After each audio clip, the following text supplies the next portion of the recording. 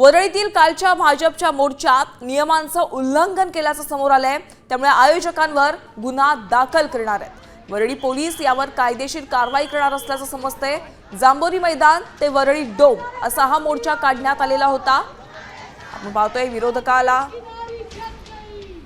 आपण थेट जाऊयात आमचे प्रतिनिधी साक्षी जाधव यांच्याकडून अधिकचे अपडेट जाणून घेऊया। साक्षी, आपण पाहतोय भाजप मोर्चात नियमांचं उल्लंघन झाल्याचा आरोप करण्यात आलेला आहे, काय अधिकचे अपडेट्स आहेत? नक्कीच काल झालेल्या वरळीचे जे मोर्चा भाजपचा मोर्चा झाला होता त्यामध्ये त्या नियमांचे उल्लंघन करण्यात आले आणि पोलिसांनी जे आहे त्यावर कारवाई केल्याचं आपल्याला पाहायला मिळत आहे आणि गुन्हा देखील दाखल होणार आहे। ज्या व्यक्तींनी या संपूर्ण नियमाचं पालन केलं नाहीये त्यांच्यावर गुन्हा दाखल होणार आहे। मोर्चाला पोलिसांनी परवानगी दिली होती, मात्र नियमांचे उल्लंघन झाल्यानं पोलिसांचे जे हे मत आहे त्यांनी मांडले आहे।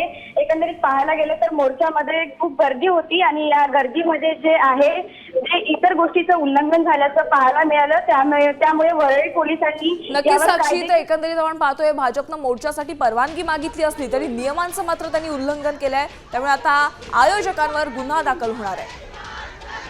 अरे महाराष्ट्र की नारी जग गई, अरे तुतारी की